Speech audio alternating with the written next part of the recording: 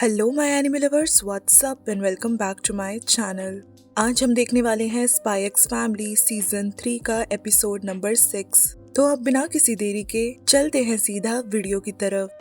Eden academy के hallway में lunch break के दौरान आन्या अपने हमेशा वाले कॉन्फिडेंट अंदाज में डैमियन के पास जाती है और बिना किसी हेजिटेशन के उससे केक्स की डिमांड करती है। डैमियन अभी भी पहले वाले बर्गर इंसिडेंट से इरिटेटेड था, पर उसे इस बात की तसल्ली थी कि एटलीस्ट ये रुमाल वाली हेल्प के लिए उससे बस केक मांग रही है, ना कि उसके फादर से मिलने की डिमांड। आन्या जो उसके इस थॉट को पढ़ चुकी थी, उसे लगने लगा था कि वो केक्स की बजाय डैमियन के डैड से मिलने को बोल सकती है।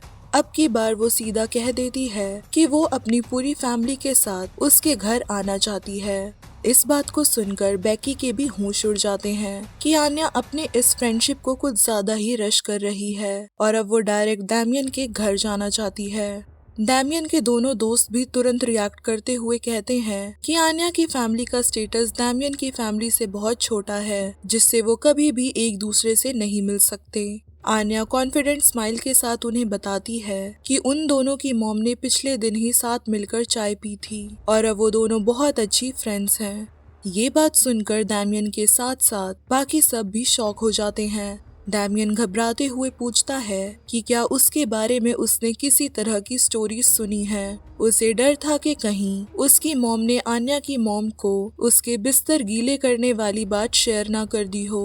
आन्या जो उसके माइंड को रीड करके सब जान चुकी थी, मुस्कुराते हुए कहती है कि उसने उसके बारे में कुछ नहीं सुना है। तसल्ली होने पर डैमियन वापस अपने यूजुअल एरोगेंस में आ जाता है और आन्या की फैमिली को बाकियों की तरह चिपकू बुलाता है, जो सिर्फ डेस्मोन्स के स्टेटस की वजह से उनसे फ्रेंडशिप बढ़ाने की कोशिश करते हैं। आन्या इरिटेट होकर उससे जिद करते हुए कहती है कि वो अपने मिशन के लिए काफी सीरियस है। इससे उसका मतलब ऑपरेशन स्ट्रिक्स से था, लेकिन डैमियन और बेकी इसका कुछ और मतलब निकाल लेते हैं। उन्हें लगता है कि आन्या उससे रोमांटिक रिलेशनशिप के लिए इंटरेस्टेड है। दूसरी तरफ बर्लिन जनरल हॉस्पिटल में ट्वाइलाइट अपनी cover identity doctor Lloyd Forger के रूप में काम कर रहा था। अपने पेशेंट्स और हॉस्पिटल स्टाफ के बीच वो अपने अच्छे काम और व्यवहार के कारण काफी मशहूर था। फियोना जो हमेशा उसे दूर से एडमायर किया करती थी, अभी भी उस पर चुपके से नजर रखे हुए थी। उसे लॉयड की फीमेल पेशेंट से जलन हो रही थी। उसका मन कर रहा था कि वो सबको मार डाले, पर वो मिशन के लिए खुद को शांत करती है। फियोना नोटिस करती है कि हॉस्पिटल का चीफ मेडिकल डायरेक्टर जेराल्ड गोरी लॉयड की तरफ जलन भरी निगाहों से देख रहा था। थोड़ी देर बाद फियोना लॉयड से उसके ऑफिस में मिलने जाती है। लॉयड उसे बताता है कि यॉर ने डोनोवन डेस्मोंड की वाइफ मेलिंडा से फ्रेंडशिप कर ली है, जिससे उनके मिशन को फायदा होगा। फियोना यॉर की एबिलिटीज पे शक जताते हुए कहती है कि वो मेलिंडा से इंफॉर्मेशन नहीं निकलवा पाएगी, इसलिए अभी भी देरी नहीं हुई है। वो अभी भी उसकी वाइफ का रोल यॉर से टेक ओवर कर सकती है। फियोना की इस बात को लॉयड इग्नोर करते हुए कहता है कि वो बस उसका सपोर्ट करे, जैसे वो अभी तक कर रही है, बाकी काम यॉर ही करेगी। लॉयड उससे रिक्वेस्ट करता है कि वो उसे ऐसे पेशेंट्स असाइन करवाए जो मेलिंडा से कनेक्टेड हों, ताकि वो उसके बारे में और भी इंफॉर्मेशन निकाल सकेगा। पर फियोना ने बताया कि ये पॉसिबल नहीं है, क्योंकि हॉस्पिटल के मेडिकल डायरेक्टर जेराल्ड गोरी अपने पर्सनल ग्रजेस के चक्कर में लॉयड को ऐसे पेशेंट्स कभी असाइन नहीं करेगा।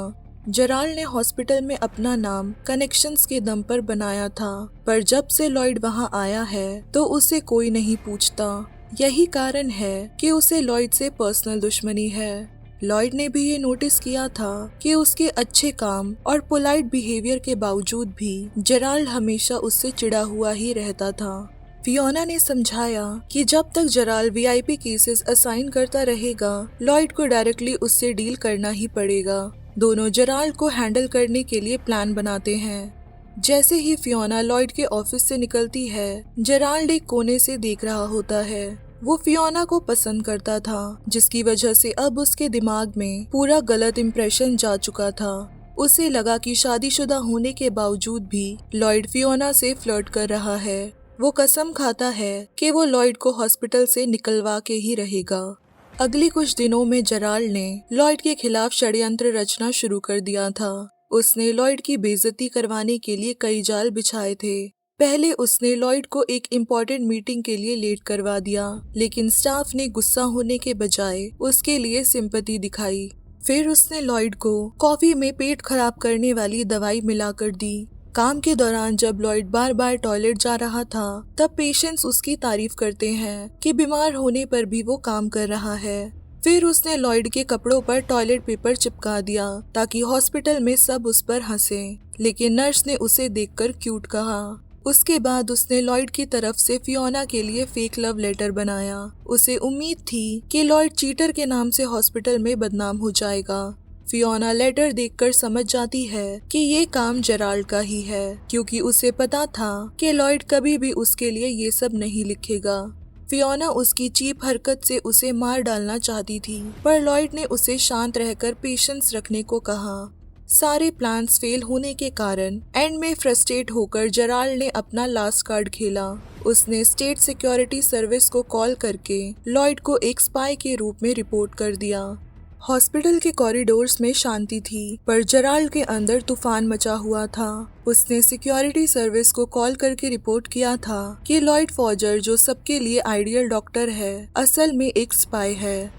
थोड़ी देर बाद 2 अंडरकवर एजेंट्स हॉस्पिटल में आ जाते हैं। वो दोनों ही काफी प्रोफेशनल लग रहे थे, जो कैजुअल क्लोथ्स में लॉयड को रंगे हाथों पकड़ने आए थे। उन्होंने जेराल्ड से कहा कि वो इस बात को किसी को ना बताएं, क्योंकि इससे हॉस्पिटल की इमेज बिगड़ सकती है। जेराल्ड इस बात से थोड़ा डिसअपॉइंटेड हुआ, क्योंकि उसका मकसद था कि वो लॉयड को पब्लिकली इंसल्ट करे। जेराल्ड उन्हें लॉयड के पास ले जाता है, जहां उसने पूरी सर्टेनिटी के साथ एक्यूज किया कि लॉयड शेडी है और वेस्ट को सीक्रेट इन्फॉर्मेशन लीक करता है। फिर वो उन्हें लॉयड के ऑफिस ले गया, जहां उसने पहले से ही फेक एविडेंस प्लांट कर रखा था। जब एजेंट्स ने वो सबूत ढूंढ लिया, जेराल्ड के चेहरे पर ईवल सेटिस्फैक्शन का एक्सप्रेशन आ गया। एजेंट्स लॉयड से मिलकर उसे तुरंत हथकड़ी पहना देते हैं। दूर से लॉयड की गिरफ्तारी देखकर जेराल्ड खुश होता है। लॉयड को कुछ समझ नहीं आता कि उसके साथ क्या हो रहा है। वो धीरे से एजेंट से कहता है कि प्लान में हथकड़ी पहनाना नहीं था, जिससे ये पता चलता है कि वो दोनों एजेंट्स कोई और नहीं बल्कि फियोना और फ्रैंकी थे। फियोना बताती है कि जेराल्ड उन्हें छुपकर देख रहा है और लॉयड प्लान के मुताबिक नाटक शुरू कर देता है।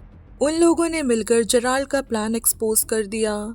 ये सामने आया कि जेराल्ड ने ही लॉयड को एज अ स्पाई रिपोर्ट किया था, और जो एविडेंस उन्हें मिला था वो भी उसी ने वहां रखा था। उन्होंने उसके और भी अनएथिकल एक्शंस को एक्सपोज किया और उसे हथकड़ियां पहनाकर कस्टडी में ले लिया। लेकिन तब लॉयड ने आगे बढ़कर उन्हें रोका। उसने कहा कि जेराल्ड हॉस्पिटल के लिए जरूरी है और उसे पनिश करना गलत होगा। जेराल्ड ने अब अपना सबक सीख लिया था, जिससे फेक एजेंट्स फियोना और फ्रैंकी उसे छोड़ देते हैं। लॉयड की बातें सुनकर जेराल्ड की आंखों से आंसू निकल जाते हैं। वो उसका शुक्रिया अदा करता है, जिस पर लॉयड बड़े प्यार से कहता है कि वो दोनों मिलकर वीआईपी पेशेंट्स को एग्जामिन करेंगे। रात को लॉयड घर लौटकर प्लान सी के अंडरवर्क के बारे में सोच रहा था। वहीं बैठी आन्या उसके थॉट सुन रही थी। जैसे ही उसने प्लान सी के सक्सेस की बात सुनी, उसके अंदर यॉर के साथ वाला कंपटीशन जाग उठा और वो अपने प्लान बी को सक्सेस करने के बारे में सोचने लगती है। अगली सुबह बर्लिन के स्टेट सिक्योरिटी सर्विस हेडक्वार्टर में टेंशन भरी मीटिंग चल रही थी। डायरेक्टर को एक टेरर ग्रुप रेड सर्कस के बारे में रिपोर्ट मिली कि उसके कुछ मेंबर्स अभी भी एक्टिव हैं। रिपोर्ट्स के मुताबिक उनका लीडर बिली स्क्वायर अपनी छुपने की जगह से वापस आ गया है और अब बर्लिन में अपने एक नए मकसद को अंजाम देने आया है। इस बीच सिटी के दूसरे हिस्से में ईडन अकेडमी के फर्स्ट ईयर स्टूडेंट्स अपने फील्ड ट्रिप के लिए बर्लिन म्यूजियम जा रहे थे। सभी बच्चे इंक्लूडिंग आन्या इस ट्रिप के लिए एक्साइटेड थे, पर डैमियन बोर हो रहा था। आन्या अपने पापा के जेराल्ड पर किए स्पाई ट्रिक को याद करते हुए सोचती है कि वो भी डैमियन पर वही फॉर्मूला ट्राई करेगी, जिसमें वो डैमियन को बचाएगी जब टीचर उसे स्कूल से निकालेंगे, और उससे इम्प्रेस होकर डैमियन उसे अपने घर ले जाएगा। प्लान को अंजाम देने के लिए वो पेपर को क्रम्बल करके डैमियन की तरफ फेंकती है और बेकार सा फनी फेस बनाती है, सोचकर कि शायद वो भी जवाब में उसकी बेइज्जती करेगा और जब टीचर आएंगे तो वो नाटक शुरू कर देगी। पर रिजल्ट उल्टा निकला। डैमियन इरिटेट हो गया और उसने पेपर सीधा आन्या के चेहरे पर वापस मार दिया। उसने सोचा कि आन्या उससे केक न देने का बदला ऐसे ले रही है। फिर उसने अपने बैग से केक का बॉक्स निकाला जो वो उसे ही देने के लिए लाया था, ताकि वो उसके रुमाल का एहसान चुका सके, जिससे आन्या भी उसे तंग करना बंद कर देगी। पर तभी इमाइल और इवन उसके हाथों में केक का बॉक्स देख लेते हैं और साथ मिलकर खाने के लिए कहते हैं। डैमियन उन्हें बता नहीं सकता था कि वो ये आन्या को देने के लिए लाया था और मजबूरी में वो भी उनके साथ केक शेयर करता है। आन्या और बेकी भी अपने स्नैक्स एक दूसरे को दिखाते हैं। आन्या एज यूजुअल स्नैक्स के नाम पर सिर्फ पीनट्स लाई थी जो उसके फेवरेट थे। आन्या डैमियन को इरिटेट करने के लिए अपने बैग से निकले बॉन्ड के डॉग फूड को उसे ऑफर करती है। उसका ये जेस्चर देखकर डैमियन और भी ज्यादा गुस्सा हो जाता है। कुछ देर बाद जब म्यूजियम एरिया नजदीक आया तो बसेस एक के बाद एक रुकने लगी, लेकिन तभी कुछ अजीब हुआ। 2 बसेस अचानक अपने रूट से हटकर अलग दिशा में मुड़ गई। सभी ने सोचा कि ये कोई शॉर्टकट होगा, पर अगले स्टैंड में बस का दरवाजा खुला और 2 अननोन लोग अंदर आ गए। वो दोनों रेड सर्कस ग्रुप के मेंबर थे। बस के इंचार्ज टीचर ने हिम्मत दिखाते हुए उनसे सवाल किया, पर बिली ने बिना कुछ बोले टेजर गन निकालकर उसे शॉक दे दिया। टीचर तुरंत बस के आइल पर गिर गया, जिसे देखकर सारे बच्चे चिल्लाने लगे। बाहर से स्कूल के सिक्योरिटी इंचार्ज मिस्टर ग्रीन ने बस को चेस करने की कोशिश की, पर बिली ने शॉटगन निकालकर उनकी कार के टायर उड़ा दिए। कार रोड से हट गई और बस उनकी नजरों से निकल गई। बस के अंदर अब सिर्फ साइलेंस और डर था। बिली ने अपनी कोल्ड आंखों से सबको देखा और फिर कामली अनाउंस किया कि ये बस अब रेड सर्कस के कंट्रोल में है और अगर उन्हें जिंदा रहना है तो उनके साथ कोऑपरेट करें। सो हे गाइस, अगर ये वीडियो आप सबको पसंद आई है then don't forget to like, share and also subscribe to my channel और बाकी के स्पाई एक्स फैमिली के एपिसोड्स को देखना मत भूलना। तब तक के लिए टेक केयर एंड सायोनारा।